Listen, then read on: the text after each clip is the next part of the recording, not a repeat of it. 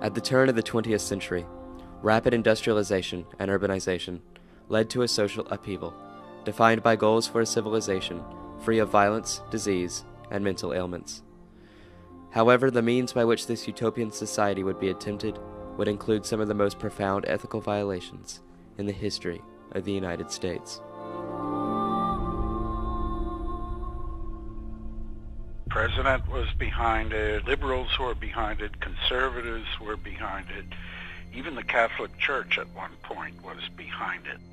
Intense growth of American industry, agricultural mechanization, and widespread immigration led to the first major migration away from the farms and into the city, which was now expanding faster than adequate housing could be provided.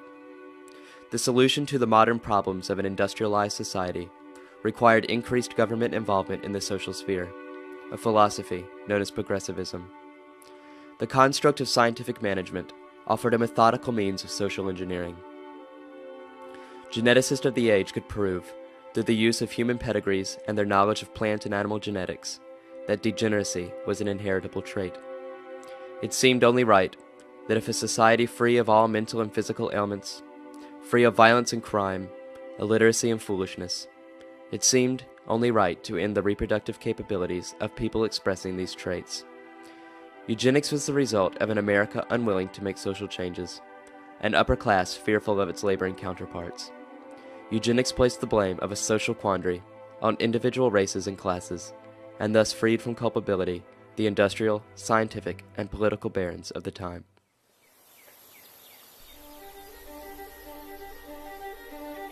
Cold Spring Harbor, New York, 1910.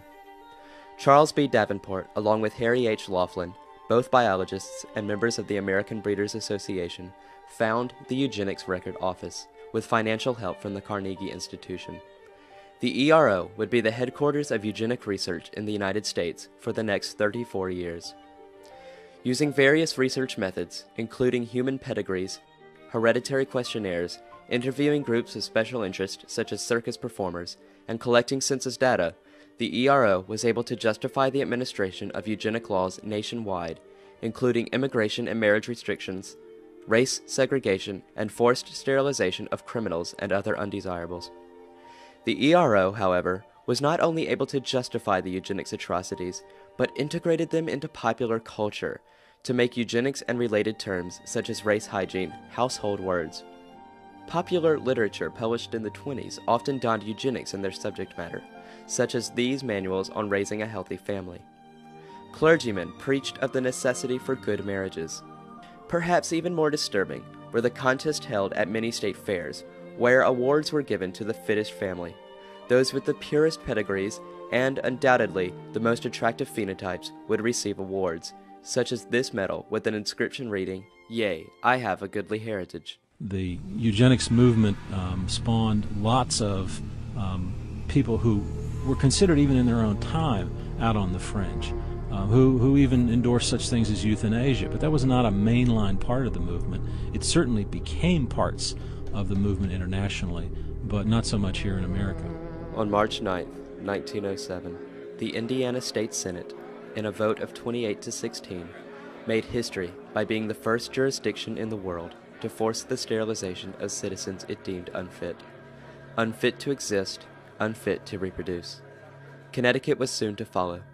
By the time Laughlin of the ERO had published his suggestion on how to implement legislation for forced human sterilization, 12 states had already put into place sterilization laws of their own. By 1924, 3,000 socially inadequate people had been sterilized. That same year, based on Laughlin's model, Aubrey E. Strode drafted Virginia's Eugenical Sterilization Act in an attempt to rid the state of defective persons. It passed in Virginia's General Assembly by a landslide. Immediately, the Virginia Colony for the Epileptic and Feeble-Minded selected 17-year-old Carrie Buck to be the first human sterilized under the act. Carrie had a feeble-minded child, the result of a raping by one of her relatives, and was daughter of a feeble-minded mother, Emma, already a resident on the Virginia colony.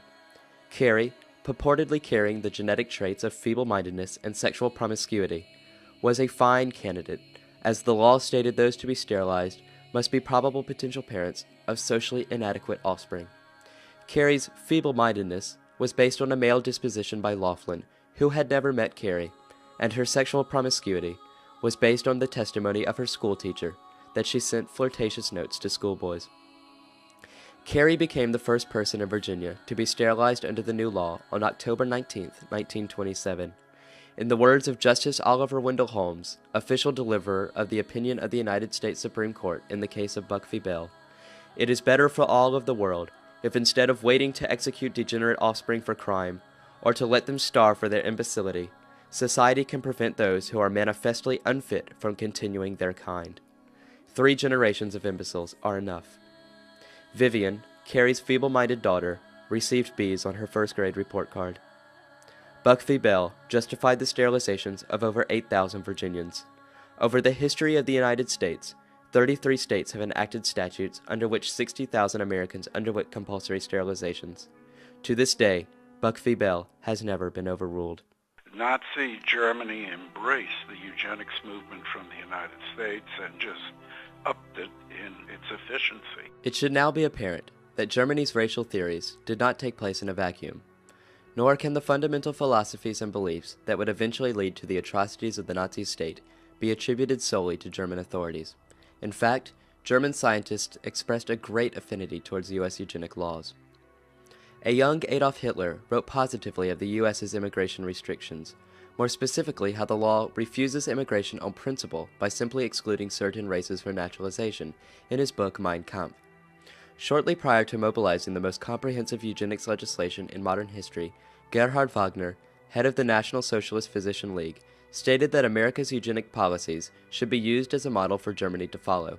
Marie Kopp of the American Committee on Maternal Health proclaimed that the Nazi system of seeking out those to be sterilized was administered in entire fairness and was formulated after careful study of the California experiment, which had been responsible for 2,500 of the 3,000 involuntary sterilizations in the U.S. prior to 1924. The ERO boasted on how the German statute on race hygiene read almost identical to Laughlin's model sterilization law.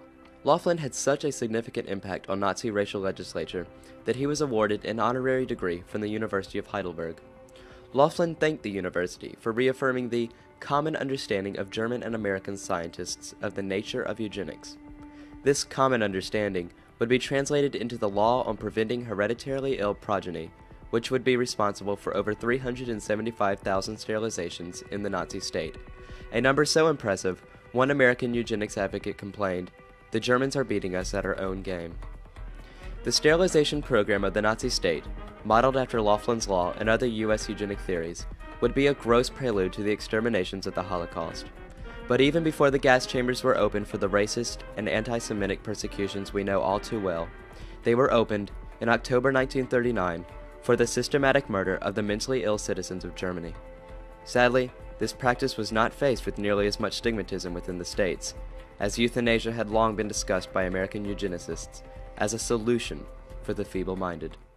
So when people saw how eugenics can easily be abused by the power of the state, they said, that's it. This is a monstrous idea that you should keep a distance from. It is now the dawn of the 21st century, and advancements in technology and medicine have excelled beyond even the most ambitious of projections. Science that eugenicists of the 20th century could only have dreamed of appear in our news every single day. Of stem cell research and picking the genes of our children. Cloning of embryos for their destruction. They've discovered stem cells in a new place. The embryo has a genetic disease. Genetic test. Is it a danger? It's always a danger when there are technologies that can be used and abused. And I think that the history of the eugenics movement tells us when a technology actually exists, people will try to use it, sometimes for reasons it was never intended to be used. With the mapping of the human genome, prenatal testing, implantation genetic diagnosis, therapeutic cloning, and stem cell therapy, we find ourselves entering a promising world of genetic medicine. It is with this great power, however, that comes the need for even greater responsibility, sensitivity, and accountability. Humanity truly does now possess a powerful tool for good. However, we must heed the warnings sounded by the coercive legislation and beliefs of the eugenics movement before we may venture into the frontier of modern genetic medicine. Tragedy may very well give way to triumph, but how that will be recorded in the history books of tomorrow will be determined by our actions today.